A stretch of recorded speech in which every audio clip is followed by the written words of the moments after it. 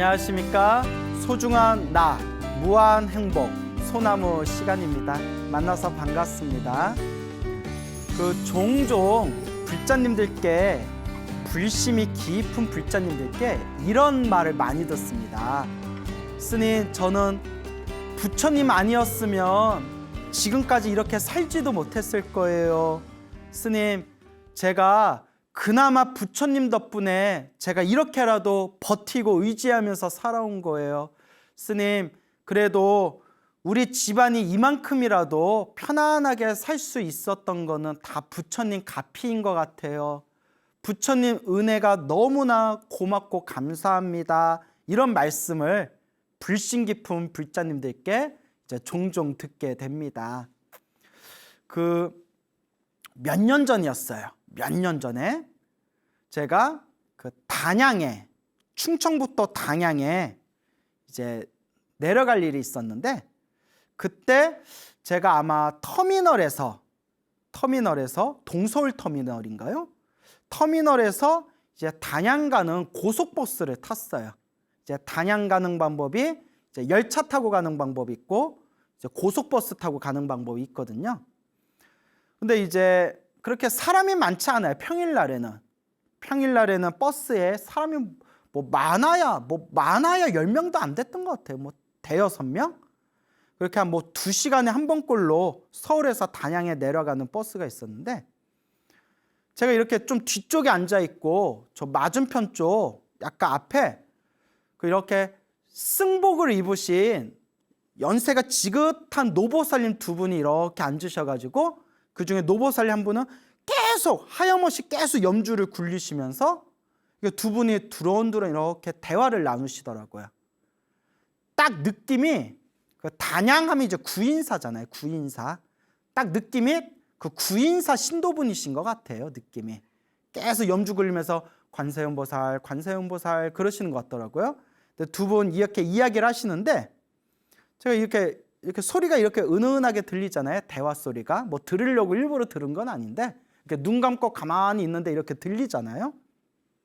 노보살님 한 분이 우리 집이 이만큼 편안하고 우리 애들이 다 이만큼 잘 크고 다 이렇게 집안일이 잘 풀린 거는 다 우리 관세음보살님 덕분입니다. 관세음보살님 덕분에 우리가 이만큼이라도 잘 삽니다. 그런 말씀을 하시더라고요. 그러면서 젊었을 때부터 절에 다니시는 불자인데 이렇게 관세음보살 연부를 많이 하시면서 뭔가 그런 큰 내면의 가피를 체험하신 분인가 보다라는 생각이 들더라고요.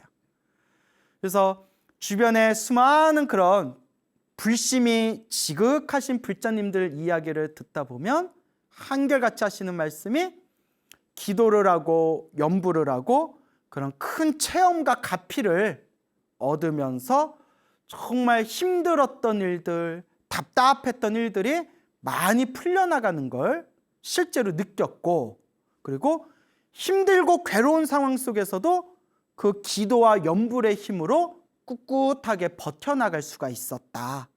정말 부처님 은혜는 헤아릴 수가 없다. 진심으로 고맙고 정말 감사할 뿐이다. 그런 말씀을 많이 합니다. 어느 불자님께 들은 이야기입니다.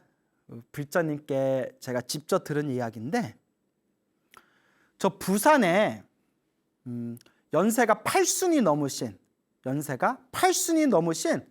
불심이 깊은 그 노보살님이 계시대요. 연세가 8순이 훌쩍 넘으신 불심이 아주 깊은 그런 부산의 노보살님이 계시는데, 그분의 이야기예요. 그분께서 아버지가 있는데, 아버지가 또 옛날 사람이지 않습니까? 옛날 분. 옛날에는 좀 그런 일이 흔했죠. 지금은 상상도 못할 일이지만, 아버지가 마누라가 2명이 있었대요. 부인이 2명이 있었답니다. 와이프가. 그래서 본처인 조강지처가 있었고 또 나중에 또 이렇게 젊은 첩을 들였대. 첩. 그래서 조강지처하고 첩이 있었는데, 자기는 그 노보살님은 조강지처, 어머니가 조강지처, 본처라고 하죠. 첫 번째 부인의 소생이었대요. 그래서 조강지처인 어머니는 자기까지 이렇게 7남매가 있었대요. 이거 아이도 많이 나오셨다. 예, 그 금슬이 좋으셨나 봐요. 7남매가 있었고, 또 둘째 부인이었던 첩 부인도 애들이 여럿 있었대요. 애들이 여럿 있었답니다. 애를 많이 낳았네요. 애가 여럿 있었는데, 그러다 보니까 조강주처인 어머니가 마음의 상처가 크지 않았겠어요? 그 하나뿐이 없는 남편, 애를 7이나 낳았는데 첩 하나 구해가지고 밖으로 돌고 그러면 그 부인 입장에서, 본처인 부인 입장에서 얼마나 화딱지가 나겠어요. 마음의 상처가 있겠죠. 그래서 그 어떤 한이라든가 그런 어떤 억압된 감정을 해소하기 위해서 오로지 자식들한테 모든 걸 다 투자했대요. 오로지 그냥 자식만 바라보고 오로지 자식만을 위해서 그렇게 어머니, 조강지처인 어머니가 살아오셨답니다. 그러니까 남편에 대한 실망, 섭섭함, 서러움, 그 맺힌 한을 이제 자식만을 바라보면서 내 새끼 하면서 자식만을 바라보면서 이제 버티고 사신 거겠죠. 옛날 어머님들이 다 그러셨지 않습니까? 오직 자식을 바라보는 그 뜨거운 모성애가 있지 않습니까? 그래서 특히 아이들 교육에 아주 열정을 쏟아부으셨대요. 아이들 교육에. 아이들을 교육시키고 공부시키고, 그리고 7남매 공부시키려면 돈도 많이 들었을 것 같아요. 그렇게 아이들을 위해서 이렇게 이제 오로지 그 자식을 바라보면서 살아오셨고, 그런데 세월이 흐르면서 한 가지 이해 안 되는 일들이 생기더래요. 그게 무엇인고 하니, 조강지처였던 우리 엄마의 자식들, 7남매가 있었다고 했잖아요. 조강지처였던 우리 엄마의 자식들은 점점 장성하고 사회생활하고 장가가고 시집가고 직장생활하면서 뭔 놈의 집안이 온갖 풍파와 온갖 파란만장한 온갖 일들이 다 그런 불운이 터져가지고 집안이 정말 집안에 불행이 끊이지를 않았대요. 그 7남매가.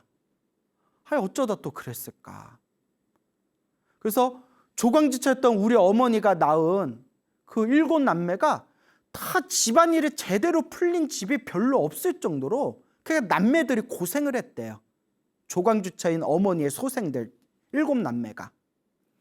그런데 정작 우리 엄마, 조강지처인 우리 엄마의 가슴에 못을 박고 상처를 줬던 그 둘째 부인이었던 그 둘째 엄마겠죠? 근데 뭐 둘째 엄마가 잘못인가? 아버지도 잘못이 있는 거 아닌가요? 여하튼 넘어갔습니다. 남의 집 사정은 잘 모르는 거니까. 우리 엄마 가슴에 상처를 준 둘째 부인이었던 첩 출신인 저 둘째 엄마네 그 가정의 애들은 한결같이 잘 자라고 잘 크고 큰 별탈 없이 무탈하게 편안하게 다들 잘 먹고 잘 살더래요.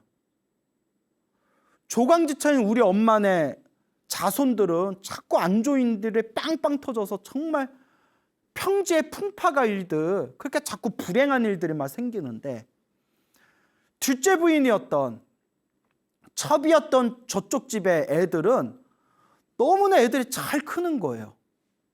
그러니까 이제 세월을 살아가면서 그게 자꾸 비교가 되잖아요. 근데 그게 너무나 속상하고 너무나 이해가 안 됐대요. 노보살님이.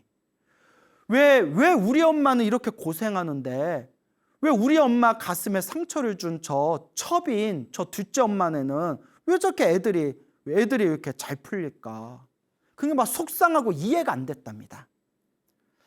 그렇게 이제 세월이 흐르고 한참의 세월이 흐른 뒤에 어느 날 연락이 왔대요. 그 둘째 엄마 내에서 이제 조강지처였던 어머니는 이미 이제 세상을 떠나셨겠죠. 세상을 떠나시고 그 후에 둘째 그 아버지의 첩이었던 둘째 부인 그 집에서 연락이 왔대요. 어머니가 이제 곧 임종하실 것 같다. 이제 어머니가 곧 세상을 떠나실 것 같은데 이렇게 옛날 생각이 나는지 얼굴 좀 보고 싶다 하신다. 시간 내면 한번 와라. 우리 어머니 오래 못 사실 것 같다. 그러니까 비록 둘째 부인이었지만 첫째 부인 애들에 대한 어떤 정도 좀 있었나 봐요. 그래도 야, 나 죽기 전에 그 애들 얼굴 좀 한번 보고 싶구나. 아마 뭐 그렇게 얘기하셨겠죠. 그래서 뭐 아버지 돌아가시고 평소에 뭐 크게 왕래가 없었지만 이제 뭐 평상시에 우리 엄마한테 상처 준 여자라는 그런 어떤 속상함이나 그런 뭐 어떤 화도 있었겠지만 옛날 같이 살았던 정도 있고 또 다 지나간 옛 세월이고 또 이제 얼마 못 사신다. 임종하기 전에 임종이 이제 얼마 안 남은 것 같은데 그 옛날 식구들 얼굴 좀 보고 싶다. 시간 나면 좀 와라 하니까 옛 정 때문에 이렇게 내려갔대요. 그 노보살님이 내려가서 그러니까 이제 둘째 부인이었던 아버지의 둘째 부인이었던 둘째 엄마네 가가지고 가서 인사도 드리고 밥도 먹고 뭐 하하하 호호호 뭐 옛날 얘기도 하고 그랬겠죠. 옛날에 뭐가 어떻고 뭐가 어떻고 뭐가 어땠는데 세월 참 빠르다 뭐 이러면서 얘기를 했겠죠. 이야기하다 보니까 밤이 좀 늦었대요. 옛날에 그 추억 얘기하다 보니까 시간이 훌쩍 지났나 봐요. 그래서 이 보살님이 늦은 밤이지만 늦은 저녁이지만 집으로 가려고 하니까 그 둘째 엄마가 첩이었던 둘째 엄마가 막 붙들면서 자고 가라 자고 가라 이 늦은 시간에 어딜 가냐 여자가 자고 가라 하고 내일 아침 먹고 가라 아침에 가라 하고 간곡하게 붙드셔가지고 아유 지금 아니면 이제 또 언제 뵙겠냐라는 생각이 들어서 그 둘째 엄마 옆에서 이불 깔고 그날 하룻밤 같이 잤대요. 그러니까 이게 마지막이다 생각을 했겠죠. 옛날 일은 옛날 일이고 이제 사람이 죽음을 코앞에 두신 분을 보면 옛날에 어떤 그런 감정 같은 것도 좀 사그러들기 마련이잖아요. 정말 큰 왼수가 아닌 이상. 에휴, 이 노인도 살아생전에 고생 많이 했는데 지금 안 보면 또 언제 보겠냐 싶어서 이제 옆에서 하룻밤 잤대요.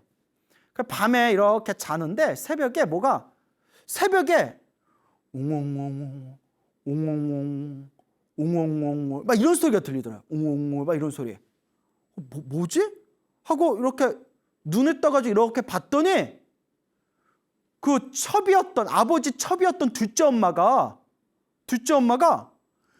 그 한밤중에 그 새벽에 그 몸도 아픈 몸으로 이렇게 이불 위에 이렇게 앉아가지고 하염없이 지장보살 계속 지장보살을 연불 하고 있더래. 지장보살을.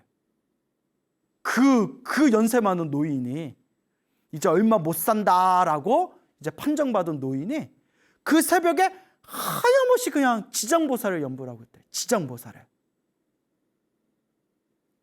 그때 옆에서 자고 있던 요 보살님이 부산의 보살님이 그분이 이제 불자니까 절에 다니면서 법문도 듣고 기도도 했던 불자니까 그때 무언가가 가슴을 딱 때리면서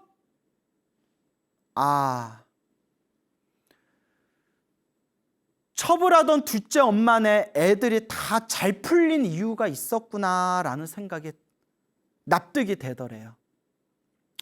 그래서 이 노보살님이 하시는 말씀이 불현듯 옛날 생각을 떠올려 보니까 조강지처였던 자기 엄마가 자식들만큼은 끔찍하게 아꼈지만 되게 인색하고 야박했대요. 내 엄마지만 엄청 인색하고 야박했대요. 자식한테는 하염없이 내 새끼 자식한테는 쏟아부었지만 주변에는 되게 베풀 줄 모르고 아주 인색하고 야박하셨대요. 마음 쓰는 게. 그래서 심지어 이모가 있었는데 이모가 엄마 보겠다고 이모가 몇십 리길을 걸어가지고 왔는데 따뜻한 밥 한 끼 안 주고 돌려보냈대요, 집으로. 그 따뜻한 밥 한 끼 안 사주고 그냥 몇십 리길 걸어온 이모를 돌려보냈대요. 지금 생각하면 정말 그거 다 아무리 형제자매지만 그런 일 겪으면 다시는 보고 싶지가 않겠죠. 왜 그러나 생각했더니 그 이모한테 밥 사줄 그 돈조차 아껴서 자식 교육시킨다고. 뭐 7남매 교육시키려면 돈이 많이 들었을 수도 있겠죠. 그렇게 인색하고 야박하셨대요. 어머니지만. 근데 가만히 생각해 보니까 아버지 첩이었던 둘째 엄마는 되게 사람이 후덕했대요. 후덕했대요. 그래서 저 시장에서 국밥집을 했는데 국밥집을 하다 보면 막 일꾼들이 오고 하잖아요. 막 거친 막 지게 지고 거친을 하는 그런 일꾼들을 그 사람들이 이렇게 무시하고 하대를 했대요. 무시하고 하대해도 그 짐꾼들이 시장 그 국밥집에 와서 짐 내려놓고 뭐 그러면 그 사람들 다 손수 국밥을 두둑하게 그냥 뜨끈뜨끈한 국물에 밥을 퍼줘가지고 다들 그렇게 배불리 먹이고 주변에 그렇게 좀 덕을 많이 베풀었대요. 아, 사람이 좀 인덕이 있다 소리 들을 정도로 둘째 엄마가 덕을 많이 베풀었대요. 그러면서 느낀 게 저렇게 둘째 엄마가 저렇게 새벽마다 일어나가지고 평생을 우리 자식들 잘 되게 해주십시오. 자식들 잘 되게 해주십시오. 저렇게 평생 지장보살 연부를 하고 그렇게 젊었을 때부터 사람들 사이에서 인덕 있다라는 소리 들을 정도로 사람들한테 잘 베풀었으니 저 집안의 애들은 저렇게 별탈 없이 무탈 없이 일 없이 저렇게 저 집안의 자손들은 편안하게 살아가고 안타깝게도 남에게 야박하게 굴고 인색하게 굴었던 우리 엄마네 집안에 우리 자손들은 이렇게 자꾸 안 좋은 일이 터졌나 보구나 라는 생각에 그렇게 가슴을 딱 때리더래요. 이것도 그 부산의 보살님이 불교 공부를 오랫동안 하시고 부처님 법문 공부하시고 스님들 법문 듣고 스스로 기도하고 연부를 해봤기 때문에 그런 마음이 날 수 있는 거예요. 그때 당신이 정말 어떤 큰 경험을 하셨다라는 그런 이야기를 제가 건너서 전해 들었습니다. 그래서 그런가요? 제가 어른 스님들께 들은 얘기인데 어른 스님들이 이제 평생 동안 이제 출가 수행자로 이렇게 살아오시면서 주변에 수많은 사람들을 만나고 경험하고 이렇게 목격하신 일들이 있으실 거 아니에요. 근데 어른 스님들이 이런 얘기를 종종 하는 걸 들었어요. 절에 아무리 열심히 다녀도 절에 다니면서 자기 승질머리가 고약했던 그런 신도들 자식들이 보면 일이 잘 안 풀리는 게 그런 걸 이제 보게 된대요. 몇십 년 동안 그 집안을 이렇게 봤으니까 아실 거 아니에요?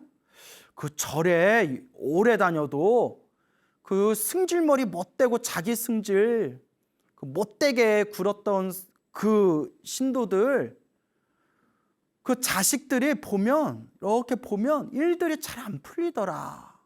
그러면서 하시는 말씀이 좀 이번 생 힘들고 괴롭고 좀 답답하더라도 자기 마음 잘 닦고 기도 열심히 하고 그렇게 절에 정성스럽게 절에 다녔었던 그런 신도분들 자식들이 나중에 보면 자식들이 굉장히 편안하게 살고 있는 걸 자주자주 목격하시게 된대요.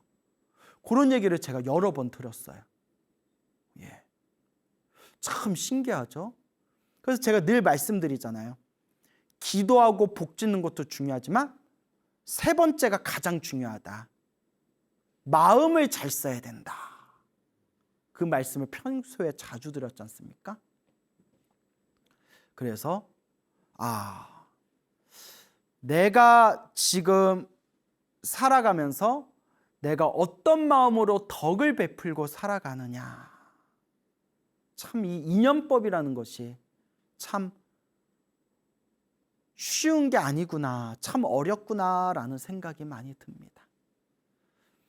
이 소나무 지금 법문을 듣고 계시는 여러분들은 어때요?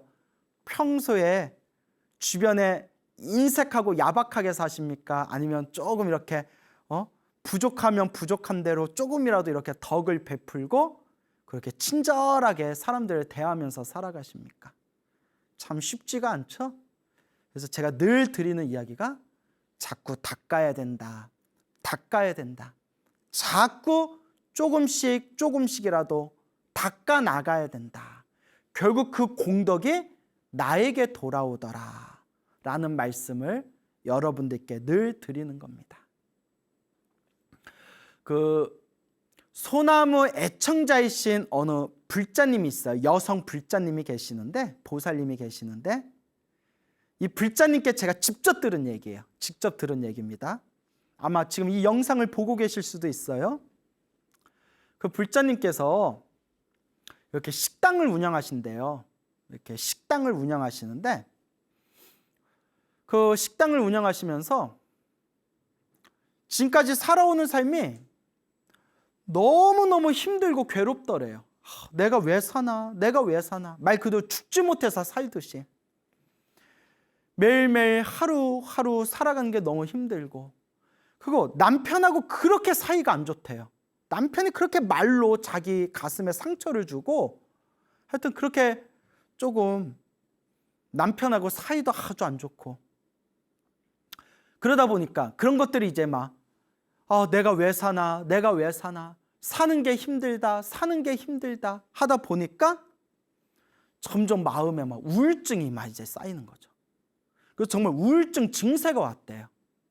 근데 여러분, 우울증이 무섭습니다.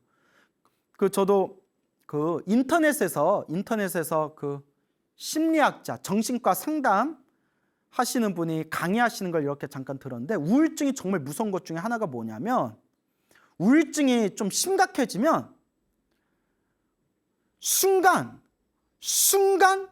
확 죽어버리고 싶다라는 마음을 일으킬 때, 그때 정신줄을 놓아버리고 스스로 목숨을 끊는 경우가 많답니다. 우울증이 딱 그 고비만 넘기면 되는데, 그때 마치 술 취한 사람이 몸을 가누지 못하듯이 한번 우울증 심각한 사람이 한번 그런 게 세게 올 때가 있대요.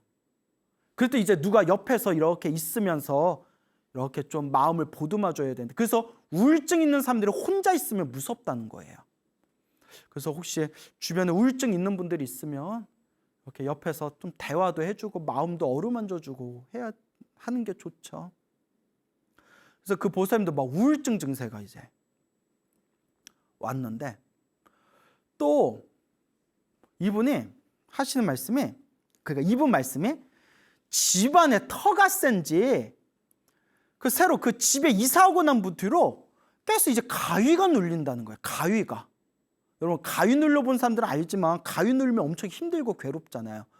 막 가위가 눌리고 꿈에서 자꾸 귀신이 나타나는 악몽을 꾸는 거예요. 그래서 심지어는 어떤 꿈까지 꿨냐면, 웬 여자 귀신이 나타나서 꿈에서 자기 머리카락을 붙들고 막 땅으로 질질, 머리카락을 붙들고 귀신이 자기를 막 땅으로 질질 끌고 다니는 그런 꿈까지 꿨대요. 너무 무서워서 막 가위 눌리는 게 너무 힘들고 악몽 꾸는 게 너무 무서워서 잠도 제대로 못 잘 정도였대요. 그러다가 우연히 인터넷에서 정말 우연히 우리 소중하나 무한행보 소나무 법문을 듣게 되었대요.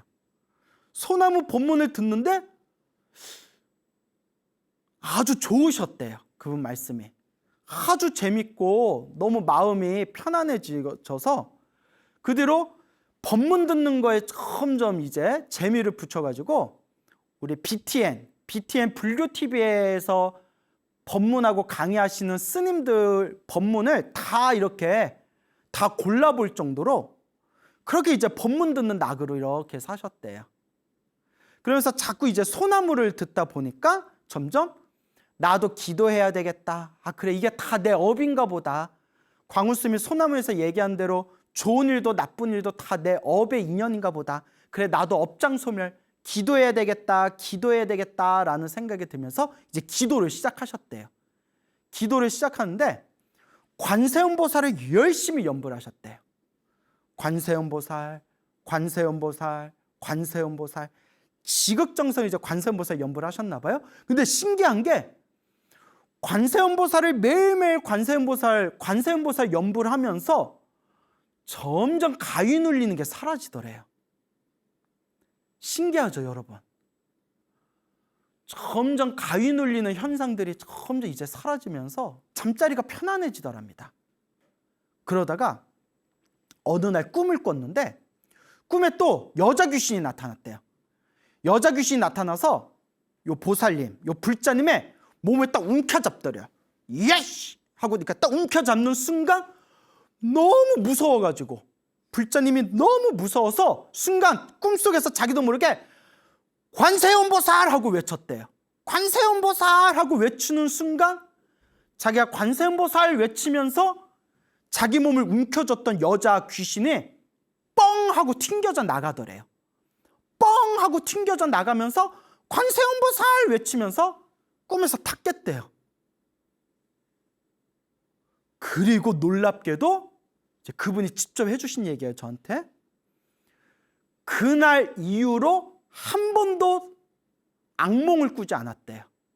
정말 뭐 귀신 하나가 붙었는데 튕겨져 나갔나 봐요. 예? 그래서 뭐 귀신 쫓아내려면 뭐 제사 지내라, 부적 써라, 뭐 그런 얘기들 많이 하잖아요. 간절하게 연불만 해도 이와 같은 엄청난 효과를 낼 수 있습니다. 그래서 제가 늘 불자님들께 말씀드리잖아요.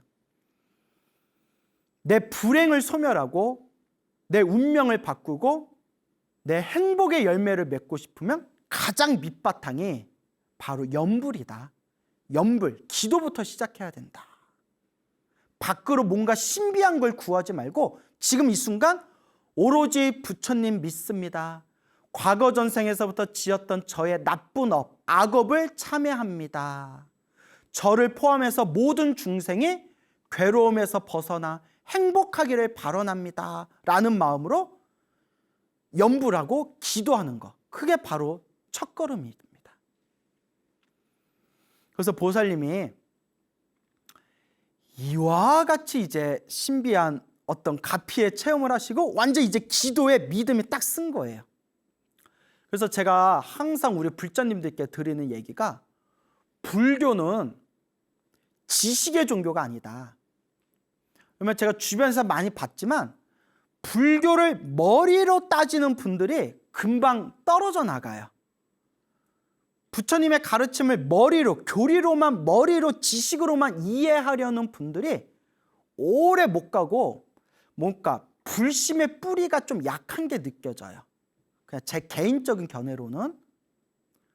근데 정말 간절하게 기도하고 연불해서 수행을 해서 뭔가 내면의 맛, 체험을 하신 분들은 좀 불교에 대한 지식이 모자르거나 부처님의 가르침에 대해서 조금 잘 모르는 부분이 있다 하더라도 그 부처님을 향한 그 불신만큼은 뿌리가 단단한 게 느껴져요. 왜?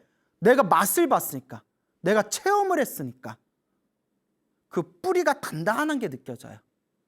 그래서 가장 좋은 거는 부처님 경전을 공부하면서 부처님 말씀에 의지하면서 연불하고 기도하는 게 제일 좋죠. 예. 어쨌거나 이 불자님이 이제 기도에 대한 확신이 딱 쓰면서 또 이제 신묘장구 대다라니 기도를 열심히 하셨대요. 신묘장구 대다라니. 신묘장구 대다라니 열심히 하셨는데 이분이 그래도 전생에 좀 닦은 게 있는 것 같아요. 느낌이.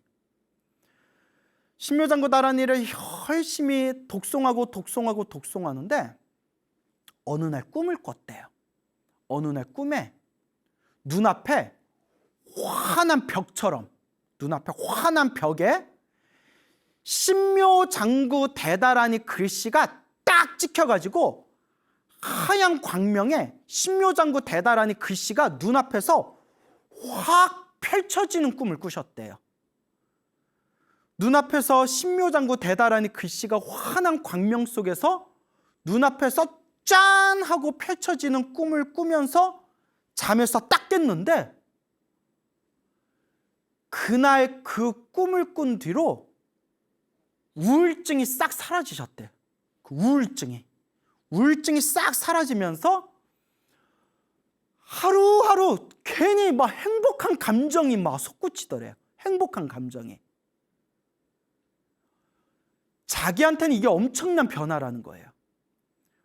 불법을 만나기 전에 소나무 법문을 듣기 전까지만 하더라도, 기도하기 전까지만 하더라도 하루하루 사는 게 괴롭고 힘들고 남편도 짜증나고 막 우울증이 생겼는데, 관세음보살 연불 하면서 악몽이 사라지고 가위 눌리는 게 사라지고, 꿈에서 악귀한테 붙들렸을 때 관세음보살 외쳤더니 악귀가 떨어져 나가는 꿈을 꾸면서 그 뒤로 더 이상 악몽이나 가위를 더 이상 눌리지 않고, 그리고 신묘장구 대다라니를 열심히 독송하다가 눈앞에서 환한 광명으로 신묘장구 대다라니 글씨가 펼쳐지는 꿈을 꾸고 나서 그 우울한 증세가 싹 사라지고, 그렇게 하루하루가 괜히 뭐 으흐 하고 이렇게 행복한 감정이 밑바닥에서 이렇게 막 솟구치더래요. 그러면서 진짜 놀라운 변화가 뭐냐면, 예전엔 그렇게 남편이 자기 속을 쿡쿡 찌르면 뭐 화가 나고 짜증나고 말싸움하고 부부싸움을 했는데, 이제는 남편이 옆에서 무슨 말을 하더라도 후후 하고 그냥 웃고 넘긴대요. 남편의 그 짜증나는 시비를 웃고 넘길 수 있을 정도로 마음에 편안한 여유가 생기셨대요. 그 이야기를 저한테 직접 해주신 거예요. 아유, 보살님 너무나 대단하십니다. 정말 대단하십니다. 그게 값입니다. 그게 부처님 값입니다. 정말 훌륭하십니다. 그래서 제가 보살님이 이렇게 기도를 하셔가지고 큰 가피를 체험하셔서 너무 좋지만, 훌륭하지만, 기도하다 보면 또 안 좋은 일이 생길 수 있고 나쁜 일이 생길 수 있고 좀 좋지 못한 인연이 닥칠 수도 있습니다. 그때도 흔들리지 말고 지금처럼 기도하시면 됩니다 했더니, 스님 제가 부처님과 기도에 대한 확신이 딱 생긴 것 같아요 라는 말씀을 하시더라고요. 그래서 제가 크게 칭찬을 드렸습니다. 그렇게 기도로, 부처님의 법으로 내 운명을 그렇게 점점 좋은 쪽으로 바꾸어 나가는 겁니다. 그렇게 내 삶의 방향을 어두운 그늘에서 따뜻하고 환한 양명한 곳으로, 내 인생의 발걸음의 그 에너지를 더 좋은 쪽으로 조금씩 바꾸어 나가는 겁니다. 그래서 늘 불자님들께 드리는 이야기가, 중생은 다 자기 복대로 살아가더라. 다 자기가 지은 복대로 살아가는 거예요. 광우 쓰면 복대로 살아가고 있고, 여러분들은 여러분들마다 다 복대로 살아가고 있어요. 그래서 누구를 부러워하거나 질투하는 마음이 점점 사라져요. 다 자기가 지은 복대로 살아갈 뿐인데, 내 복의 그릇을 넓힐 생각을 해야지 남하고 비교할 시간이 어디 있겠어요. 그래서 옛날 큰 스님들이 이 사바세계는 한바탕 중생들의 업노름이다 라고 했어요. 내가 지은 업보노름이다. 선업을 많이 지은 사람은 조금 더 행복하고 술술 살아갈 것이고, 악업을 많이 지은 사람들은 아무래도 내가 지은 업보대로 힘들고 답답한 삶을 살아가겠죠. 다 한바탕 업노름이다. 업노름. 업보대로 놀고 있다는 거예요. 그 부처님 경전에서는 이 모든 게 다 인연법이다. 좋은 인연이든 나쁜 인연이든 다 내가 지은 인연법이다. 중생은 다 자기 복대로 살아가는데, 부처님의 가르침은 내 운명을 바꿀 수 있는 법이다. 내 운명을 바꾸기 위해서 필요한 3가지, 여러분 귀가 따갑도록 말씀드렸죠? 연불, 기도를 많이 해라. 연불하고 기도하면서 내가 몸과 말과 생각으로 지었던 내 나쁜 업, 내 나쁜 에너지를 자꾸 그것을 정화시키고 나쁜 그 업보를 소멸해야 된다. 염불을 많이 해라. 기도를 많이 해라. 둘째, 기도만 많이 하면 기도발이 약하다고 했죠? 기도하면서 조금씩이라도 복을 지어라.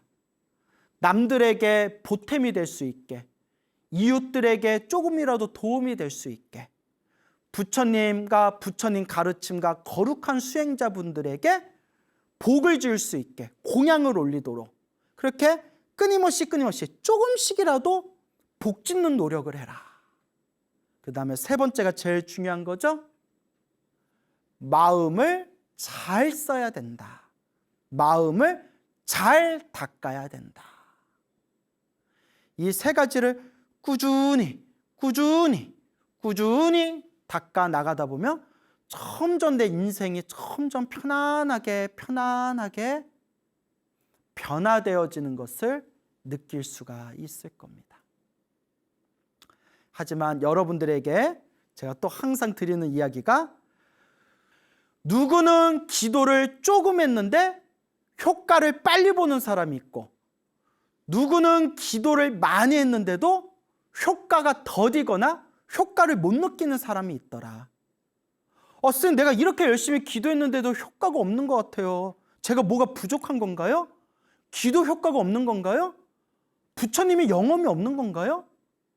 아니라고 했죠? 이것도 다 무슨 법이다? 다 인연법이다. 기도를 조금 했는데도 효과를 빨리빨리 보는 사람은 그만큼 닦아놓은 게 있는 거고, 기도를 많이 했는데도 효과가 더딘 사람은 그만큼 풀어야 할 매듭과 그만큼 풀어야 할 숙제와 그만큼 내가 갚아야 할 빚이 많기 때문에 좀 더디게 느껴질 뿐이다. 그렇기 때문에 당장 효과가 있다 없다라는 거에 우리가 흔들리지 말고 묵묵히 내가 지은 업은 좋은 업이든 나쁜 업이든 반드시 내가 받는다라는 마음으로 묵묵히 그저 닦아나갈 뿐이다 라는 걸 항상 말씀드리는 겁니다. 우리가 부처님의 가르침을 공부하면서 이 부처님의 가피를 우리가 체험하면서, 불보살님의 이 위대하신 에너지는 지금 이 순간에도 우리와 함께하고 있구나. 그걸 받아쓰고 받아쓸 수 없고의 그 몫은 온전히 나의 몫이구나. 지금 이 순간 내가 지금 이 순간 한 번이라도 더 염불하고 간절하게 기도하고 복을 짓고 선업을 짓고 공덕을 닦으면서 내가 이 마음을 잘 닦아야 되겠구나. 이렇게 늘 마음을 되새기면서 한 걸음 한 걸음 밟아 나아간다면 여러분들의 삶이 점점 더 아름다운 꽃길로 바뀌어 나가게 될 것입니다. 여러분, 행복해지고 싶습니까? 행복한 삶을 창조하고 싶습니까? 복을 지으십시오. 선업을 지으십시오. 공덕을 쌓으십시오. 복과 선업과 공덕의 힘이 여러분들을 진정한 행복의 길로 이끌어 줄 것입니다. 여러분, 성불하십시오.